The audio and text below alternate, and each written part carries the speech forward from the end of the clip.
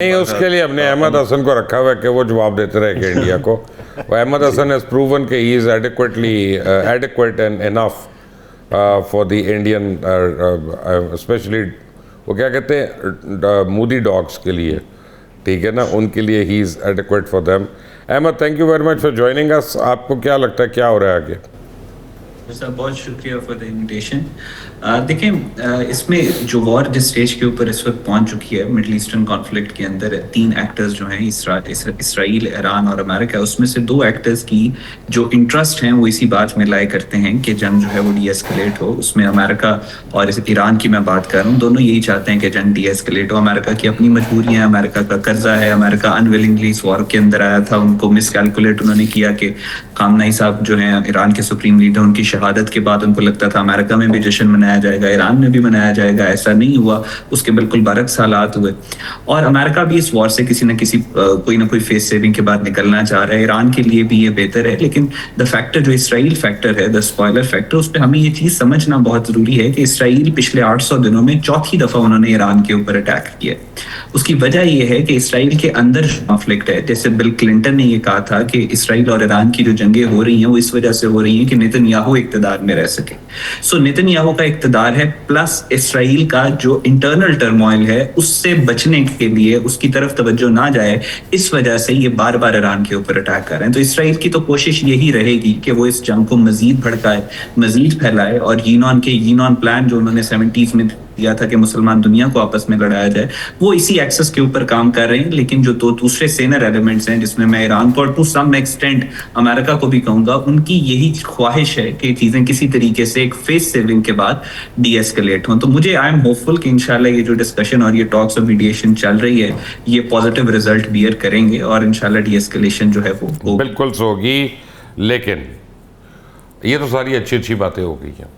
اب میں آپ لوگوں کو اندر کی 2-4 باتیں بتاتا ہوں. جیسے میں نے آپ کو کہا کہ گراؤنڈ ٹروپس کل اور پرسوں کے درمیان ایکسپیکٹڈ ہے، اور ایران کیا کر سکتا ہے آگے. اب میں آپ کو ایک بات بتاتا ہوں کہ یہ جو ہے نا نیو ورلڈ آرڈر ہے، یہ ایک پیراڈائم شفٹ ہو رہا ہے پوری دنیا میں، اور یہ اس طرح چلنا نہیں ہے. یہ سیکنڈ ورلڈ وار کے بعد جو چینجز ہوئی تھیں اب ان میں سے کافی انڈو ہو رہی ہیں. اور مجھے یہ لگتا ہے، میری اپنی رائے ہے یہ، کہ مڈل ایسٹ میں کم از کم 3 ملک ایسے ہیں، اگر آپ چاہیں گے میں نام دے دوں گا، کہ جن کا نقشہ بدلنے جا رہا ہے. اور ابھی ہمارا ان کے اوپر دھیان نہیں ہے. ہمارا تو دھیان ہے جنگ والے ایریاز میں. 1 سے 2 ممالک ایسے ہیں جہاں پہ رجیم چینج ہوئے گی جب یہ حکومت ختم ہوگی، یہ جنگ ختم ہوگی ہے تو. اور تیسری بات آپ کو میں بتاؤں کہ جو لوگ یہ سمجھتے ہیں کہ اسرائیل کو نقصان نہیں ہوا، ان کو میں بتا دوں اسرائیل کا بہت زیادہ نقصان ہوا ہے. اور اگر آپ کو لگتا ہے کہ یو اے ای کا نقصان ہوا ہے تو پھر آپ یقین مانیں اسرائیل کا اس سے زیادہ نقصان ہوا ہے، کیونکہ 2 چیزوں پہ چلتا ہے وہ ملک، ایک ریلیجس ٹورزم پہ اور دوسرا ڈی ایف آئی کے اوپر یا ایف ڈی آئی کے اوپر. اب تیسری چیز جو اس کی اکانومی کے لیے ہے وہ ہے ٹیک انویسٹمنٹس، جو آبویسلی اسرائیل کے اندر نہیں ہے، اسرائیل سے باہر ہے ان کی، لیکن بہرحال یہ بہت بڑا دھچکا ہے ان کو بھی. اور جہاں تک ایران کا تعلق ہے تو ایران میں 49,000 گھر اور بلڈنگز گر چکے ہیں. تو اگر ایران کو آج کوئی $400 بلین بھی دے دے ایک ساتھ، تو میرے حساب سے اس کو کم از کم 20 سال لگیں گے اپنے ملک کو ری بلڈ کرتے ہوئے، اس لیول پہ واپس لاتے ہوئے جو اس وار سے پہلے تھا. تو خطے میں سارے کمزور ہو جائیں گے. جب خطے میں سارے کمزور ہوں گے تو پھر نئے الائنسز بنیں گے، اور پاکستان بڑی امپورٹنٹ پوزیشن میں آ رہا ہے چوئی صاحب، اس میں نظر آ رہا ہے.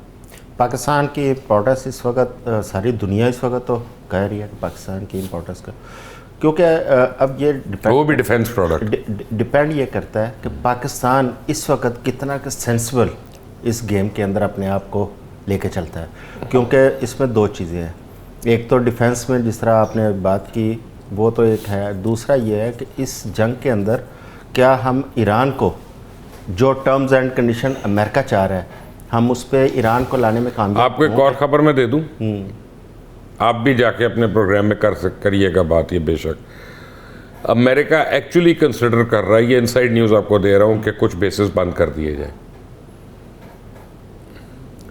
تو یہ ان کی بہت بڑی ایک وکٹری ہوگی اگر ایسا ہو گیا تو. نہیں ایک بیسز بند ہو جاتے ہیں, ٹھیک ہے, وہ تو ایران کا ایک سب سے بڑا. قطر نے کیا کہا ان کو؟ قطر نے تو اوپنلی کہہ دیا. لیکن یو اے ای اور سعودی عرب اپنے بیسز بند کریں گے. میں نے کہا کچھ بیسز, ہاں میں نے کچھ کا کہا 18 ہیں, کتنے 14 ہیں یا 18؟ قطر کر دے یا عمان ساتھ دے دے یا اس طرح, وہ اس کو فرق نہیں پڑتا. لیکن آپ آپٹکس دیکھیں نا کہ آپ کو اپنے 2 بیورو آفس اگر بند کرنے پڑ جاتے ہیں کسی کی تڑی کے بعد, خود سے نہیں, اکنامک ریزن سے نہیں, تو وہ لوگ کیا سمجھیں گے؟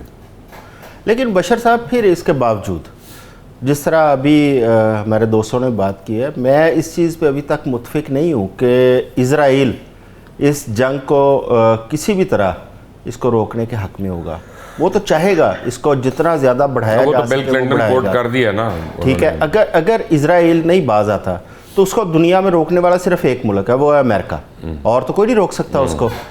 تو کیا امریکہ اس کو روکنا چاہتا ہے؟ اگر امریکہ روکنا چاہتا ہوتا تو یہ جو ڈائلاگز ہیں اس میں ابھی تو شروع ہوئے ہیں, لیکن اس کی جو ٹرمز اینڈ کنڈیشن ہے وہ اتنی ہارش ہے. فاروق خان پتافی ایک بڑی امپورٹنٹ بات آپ کی میں نظر دلانا چاہتا ہوں. دیکھیں, ہم نہ آپ نہ میں نہ ہمارے کوئی مہمان, ہم سائڈ تو لے نہیں سکتے جنگ میں, نہ ہم نے لینی ہے. ہم یہ نہیں کہیں گے کہ یہ صحیح اور یہ غلط ہے, یہ غلط ہے اور وہ صحیح ہے. ہم تو جو ایکچوئل نیوز ہے, فیکٹس ہے, ہمیں تو وہ دینے ہیں. بٹ ایک فیکٹ یہ تو ہے نا کہ اسرائیل اور یو ایس نے ہاسپٹلس کو بھی ہٹ کیا, کالجز کو بھی ہٹ کیا, اسکولس کو بھی ہٹ کیا اور ریپیٹڈلی ہٹ کیا, ریزیڈینشیل ایریاز کو بھی ہٹ کیا, ایٹامک انرجی کے یعنی ری ایکٹرز جہاں پہ ہو سکتے ہیں وہاں پہ بھی ہٹ کیا, اور یہ سارے نو گو ایریاز ہیں. تو میرا مطلب ہے کہ اب کوئی شرم تو نہیں رہی نا کسی کو جنگ میں. اٹ از بینگ پروون کہ everything is fair in love and war, وہی محاورہ چل رہا ہے نا.